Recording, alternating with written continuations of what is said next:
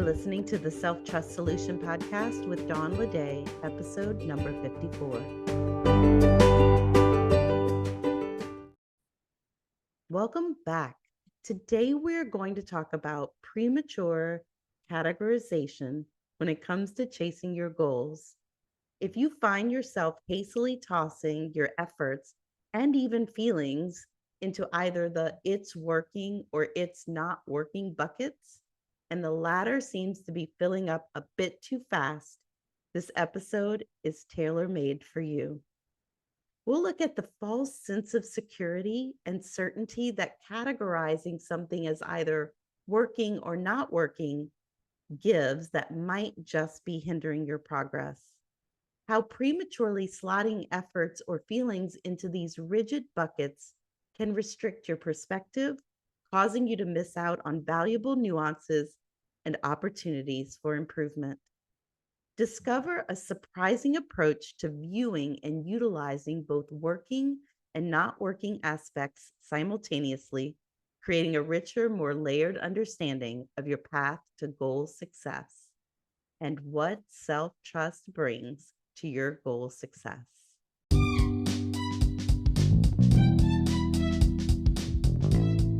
No matter where you lie in your level of self-trust, there are 5 self-trust secrets you can start practicing to create more goal success.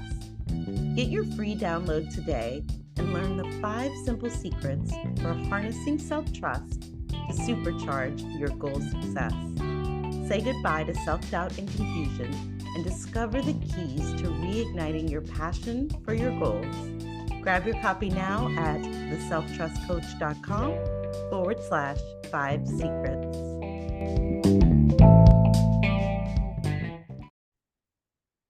It's a common trap, deciding quickly whether something falls into the it's working or it's not working bucket. And if you've ever felt that the latter is filling up faster than you'd like, stick around for insights that can help reshape your approach. So let's talk about this allure of certainty. Our brains love straightforward answers, and it's tempting to label our efforts or feelings as either successes or failures, as either working towards our goal or not working towards our goal. For instance, if you set a goal of making 10 sales calls, but only manage to make 3, the knee-jerk reaction might be to toss the effort into the it's not working bucket. But is that really the whole truth?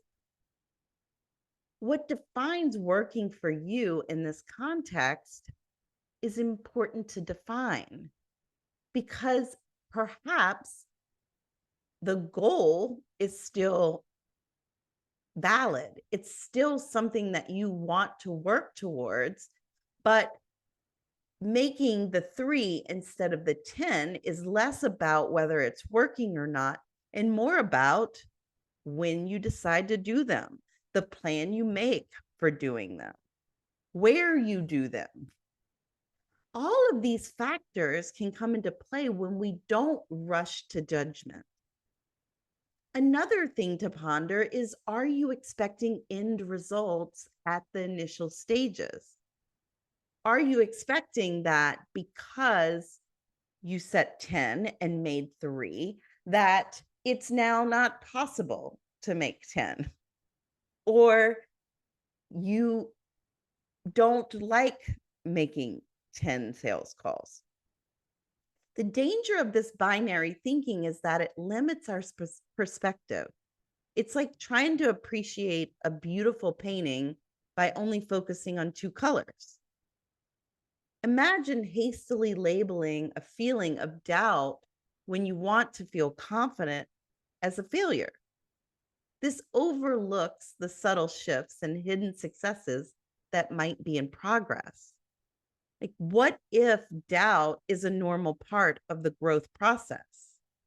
What if it's not a sign of failure at all and an opportunity to explore what it is that you are feeling doubt about, or how doubt can actually serve you in deciding what to do differently?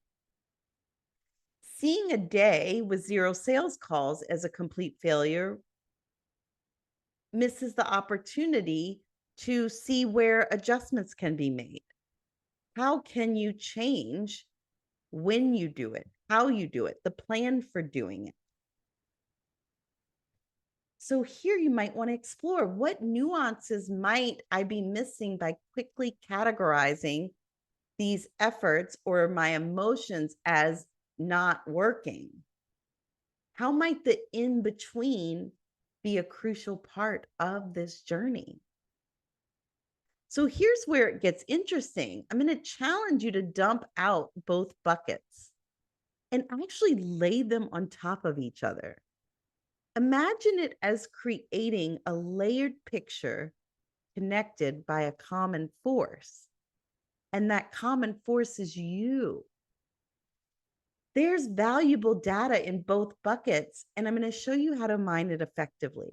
By looking at them layered on top of each other, you can see how seemingly completely different wins or workings and not workings have common threads. And physically writing down what you're labeling as working and not working can be a good start to this. Explore how the aspects you're categorizing as not working might actually be building towards your success in the way of it providing you more information or lessons for how to move forward in a different way. What can you learn from what you're labeling as not working? Can it be tweaked into working? Or can you just redirect your energy into trying something new or different? And how might these elements contribute to the bigger picture of your goal pursuit? Between these buckets lies a wealth of useful data. But before we dive into mining it, let's define what working means to you. Again, are you expecting end results from the beginning or middle steps? And how can what you're considering not be working as a necessary part of the journey? So clarify your definition of working throughout the process of reaching your goal. Instead of comparing each step to the end result, compare it to itself as part of the process towards the end result. Identify elements that might initially seem unsuccessful, but are actually an integral part to your progress, that whether it means it worked exactly how you expected or didn't work exactly how you expected, how can you adjust based on that information? Remember that the process is a layered picture, and every part of it contributes to the success of your goal. Even those things that you consider not working are part of the process. There's not only beauty in the in between, but incredible insights. Some of the most profoundly useful actually come from what seems to be not working. Challenge the binary thinking and embrace the complexity, and redefine what it means for your efforts to truly work. Are they working in the way that you're learning more about yourself and what you do, when, the timing of it, how much time you spend doing it, where you place it in your day or your week or your month? If you weren't judging your path as not working or yourself for it, what would you see? Perhaps a different way to achieve the result. Trusting yourself may mean easing some fears and challenging some doubts. And it may just mean trusting that there's a better way. There's a way that works better for you and your goal. Because remember, it doesn't work. You do. And so instead of trying to force yourself into one way of working or not working, compiling both these buckets of what's working and what's not working, and really getting a clear picture that will help you paint the path forward to your goal success. Consider how trust in yourself and your path can lead to new perspectives, can lead to solutions, and challenge the habit of self-judgment so that you can explore the possibilities that emerge from a place of trust.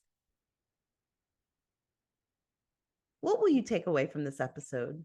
My goal is for you to navigate the gray areas in your goal pursuits with a newfound perspective. Embrace the in between, challenge hasty categorizations, and discover the rewards that come from a more nuanced approach. Remember, your journey is a layered picture, and every part, whether labeled working or not working, contributes to your unique path to goal success. Embrace complexity. Goals are rarely black or white. So allow for the nuances and the complexities that fall between working and not working. Rethink those categorizations.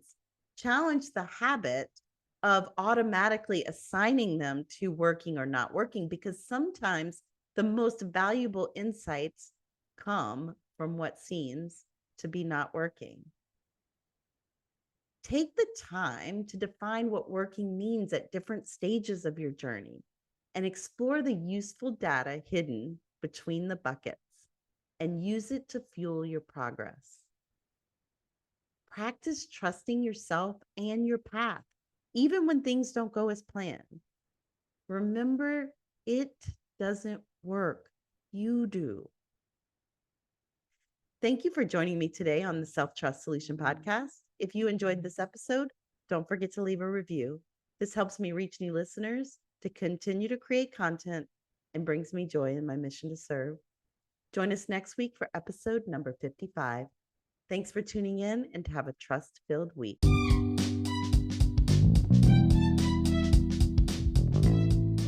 Are you ready to achieve your goals without the pain of doubt, fear, and worry? Join the Self-Trust Lab, where we're re-engineering your self-trust for massive achievement. Don't miss out on this exciting new way to achieve your goals. Your best self is yet to come. Join us at theselftrustcoach.com/the Self-Trust Lab. See you inside.